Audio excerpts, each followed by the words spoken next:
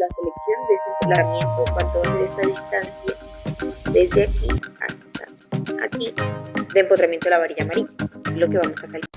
Terminado con la primera parte, que era más bien teórica, la revisión de la norma, revisión de definiciones, vamos a hacer un ejercicio práctico para que nosotros podamos revisar un poco más a detalle cómo se resolvería un ejercicio cuando nosotros tenemos que hacer la conexión de un elemento viejo de concreto, un elemento que ya se curó por completo, y la unión a un elemento nuevo. En el ejercicio que tenemos aquí, que es el que vamos a revisar, hay una especie de elemento losa conectado a una columna al que se le va a hacer la vinculación de este nuevo elemento, que es una continuación de esa losa. Entonces nos dicen que tiene un momento actuante, una carga cortante actuante, nos dan las condiciones de la resistencia del concreto, la resistencia del tipo acero que tenemos, que es una conexión clase B, ahorita vamos a revisar a qué se refieren con eso.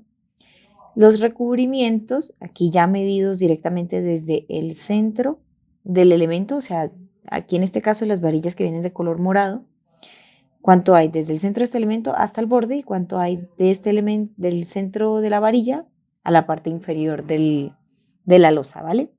Tenemos sus recubrimientos, también conocemos cuáles son esos diámetros y separaciones que habrá a lo largo de la losa. También importante en la imagen, las que están de color amarillo, es el acero ese nuevo que yo voy a tener que conectarle al concreto viejo para la proyección de la estructura nueva. ¿Por qué nos dan el momento y el cortante? Específicamente para el cálculo del empotramiento no lo vamos a necesitar, pero previo a hacer este tipo de uniones, como uno se está continuando con el mismo acero que venía en el diseño anterior, entonces aquí que es lo que tenemos, varillas número 5, esa nueva prolongación que vamos a hacer es de varilla número 4, entonces hay que revisar por un diseño del elemento y su comportamiento a flexión, hay que revisar que lo que soporta es superior a lo que está actuando en estos momentos MU y la carga cortante actuante, ¿vale? Entonces se revisa, por eso nos lo dan para que podamos hacer la comparación y revisar si estamos cumpliendo con lo que nos indica la norma. Ya después de haber validado que estamos contando con un diseño que es resistente, vamos a proseguir a hacer la selección de ese empotramiento, cuánto va a ser esta distancia desde aquí hasta aquí, cuánto va a ser esa distancia de empotramiento de la varilla amarilla. Eso es lo que vamos a calcular. Aquí a un lado dejé algunos pantallazos que tomé de la ACI 318, les comentaba también en la primera parte que para mayor información tenemos la ACI 318, es igual a información que nosotros tenemos como referente la NSR 10, por eso es aplicable.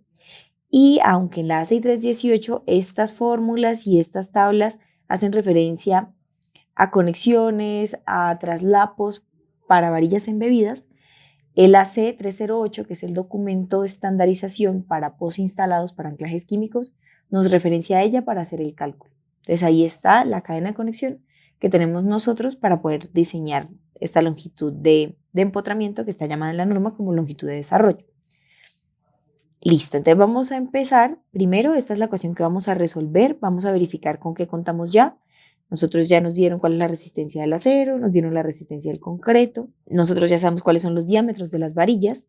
Y adicionalmente, lo que nos dice también la norma es que cuando tenemos que hacer el empalme entre dos aceros de diferentes diámetros, que es lo que nos dice aquí, barras de diámetros diferentes, que es lo que también nosotros tenemos en el ejercicio, son varillas número 5 en el elemento ya fundido y varillas número 4 para el elemento nuevo. Como son diámetros diferentes, entonces tenemos que revisar y el valor del empotramiento de la varilla nueva va a ser igual a el valor mayor entre la longitud de desarrollo para la barra de mayor diámetro y la longitud de empalme para la barra de menor diámetro. ¿Cómo se calcula este valor de empalme? Pues bueno, viene aquí, sería lo que conocemos también como traslapo, y el traslapo será ese valor de la longitud de desarrollo multiplicado por un factor 1.3. ¿Por qué es 1.3 y no por 1? Porque desde arriba nos dijeron que contamos con una conexión clase B. Eso quiere decir que la cantidad de varillas que nosotros vamos a empotrar es más del 50% de la cuantía para el acero que necesitamos, ¿vale? O sea, más del 50% de las varillas que vamos a posinstalar serán con químico y el resto ya están embebidas. Eso es a lo que hace referencia y por eso es clase B. Ahora, ya conocemos que es clase B, tenemos que calcular dos valores, la longitud de desarrollo para la varilla número 5 y la longitud de desarrollo para la varilla número 4 por un factor 1.3, que esto va a ser igual a la longitud de traslapo para varilla número 4. Empecemos entonces con la varilla número 5. Vamos a empezar. La longitud de desarrollo para la número 5 es igual a la resistencia del acero, ya sabemos que es 420 sobre 1.1 por lambda. Y ahora sí vamos a empezar a ver cuánto valen todas estas variables, ¿sí? ¿De dónde sacamos esa información? Viene de la misma normativa. Tenemos este cuadro para barras corrugadas, revisar bien cuál es la tabla y miramos, según lo que tenemos, cuáles serían los valores de estas variables. Primero, en el lambda, contamos con un concreto normal, no nos dicen lo contrario, entonces nos vamos con un valor de 1. Para el grado del refuerzo tenemos varillas de 420 megapascales, entonces es 1. En epóxico, aunque nosotros estamos considerando que este anclaje va a ser posinstalado, que requiere de un químico para que se haga la unión, recordemos que esto hace referencia a que el acero tenga alguna clase de recubrimiento con epóxico o con zinc, pero nuestro acero en este caso, y nos lo dicen en el comienzo del ejercicio, sin recubrimiento especial en el acero. Entonces vamos a irnos por este caso en el que no presentamos ninguna clase de recubrimiento. ¿Qué más es importante? El número de la varilla. Contamos con varillas número 4 y número 5 que son menores a 1.9 centímetros de diámetro. Entonces sería número 8. Y la ubicación, bueno, esto ya depende de dónde están nuestros elementos, pero nos vamos con 1, ¿vale? Entonces aquí vamos a multiplicarlo por 1, que esto ya lo calculamos, la raíz de 30, que es la resistencia al concreto, los valores de psi, que serían 1, 1, el único que cambia es psi sub s, que es 0.8, y este también es 1. Ahora, esta fracción que nos indican aquí en esta parte, podemos resolverla, el factor CB, y de hecho aquí saqué el apartado donde nos dicen que hace referencia a cada uno de estos valores. Entonces el CB enfocado en los recubrimientos, en el valor menor que haya entre recubrimientos laterales, recubrimientos del elemento y la mitad de la distancia entre dos aceros que tengamos nosotros en la losa. Y el KTR, que también tengo aquí la fórmula por si la quieren resolver, sería 40 por el área transversal. Entonces esta es el área transversal con la que contamos nosotros de los estribos. S, que es la separación entre estribos, y N, que es la cantidad de varillas que nosotros tenemos de ese diámetro en específico. Entonces aquí serían 8 varillas porque es en un metro de elemento, en este sentido. Tendríamos cerca de 8 varillas. Pero lo que también nos dice la norma es que podemos ahorrarnos el encontrar estos valores y simplemente tomar toda esa fracción como 2.5.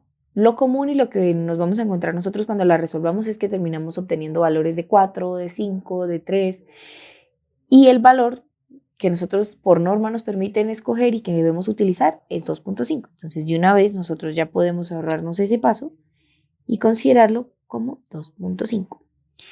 Multiplicado, ¿por qué? Por el diámetro del elemento. Entonces, en centímetros, para que nos dé la respuesta en centímetros, tenemos varilla número 5, que serían 1.59 centímetros. Lo que nos da como resultado, listo, por este lado nos da 35.47 centímetros. Vamos a hacer lo mismo para la longitud de desarrollo de 4, porque para saber la longitud de empalme, tenemos que encontrar primero longitud de desarrollo. Entonces ya tenemos un valor que vamos a comparar con esta longitud de desarrollo para la número 4, que es igual, el mismo 420, 1.1, también el concreto tiene la misma condición de concreto normal, 30 también de concreto, por 1, seguimos en un margen de acero diámetro menor a 1.9, entonces seguimos con el 0.8, 1 y 2.5. Aquí nos quedaría multiplicarlo por el diámetro. Para una varilla número 4 sería de 1.27. Y ese valor nos da 28.33 centímetros.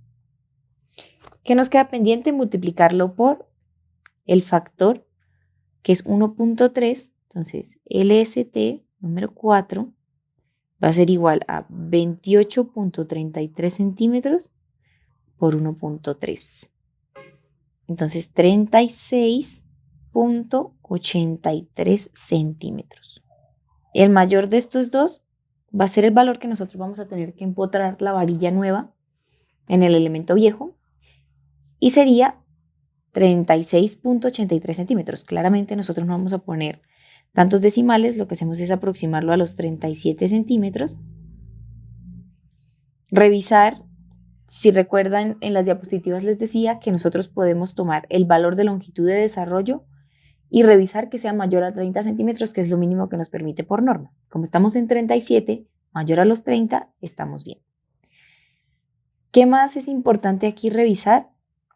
A nosotros nos dicen que cuando vamos a posinstalar es importante, digamos aquí está el elemento, las varillas que ya estaban instaladas en el concreto, las nuevas que yo voy a posinstalar deben tener una separación del anterior, o sea, este valor de centro a centro debe ser mínimo 1/5 de la longitud de desarrollo.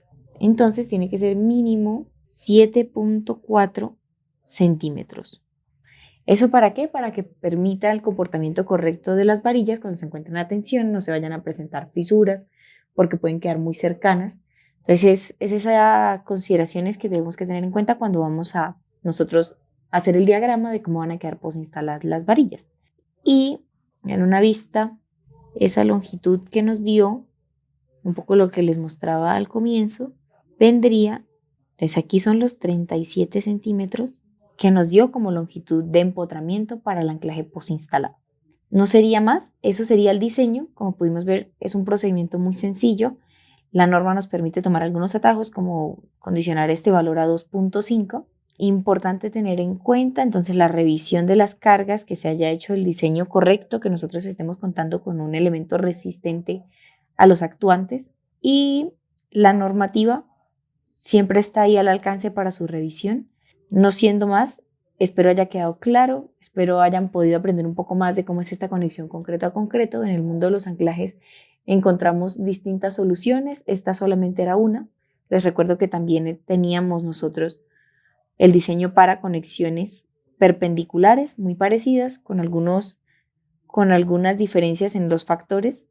También teníamos los de recrecidos de elementos, entonces si teníamos, por ejemplo, una columna y yo quería aumentar su área, entonces tenía que hacer unas conexiones de este estilo para proyectarlos, para que tuviese yo una nueva área de contacto, principalmente resistiendo cargas a cortante. Entonces hay muchas otras soluciones que podemos revisar más adelante, que se pueden mirar de la mano de la AC 308, que era la que nosotros miramos para anclajes químicos. Y también están el diseño para anclajes normales, los que veíamos que eran de la teoría de Anchor, donde es conexión de dos elementos diferentes, platinas, dovelas. Allí entraría el mundo de todos estos anclajes. No siendo más, muchas gracias por acompañarnos, espero haya quedado clara la información. Hasta luego y que estén todos muy bien.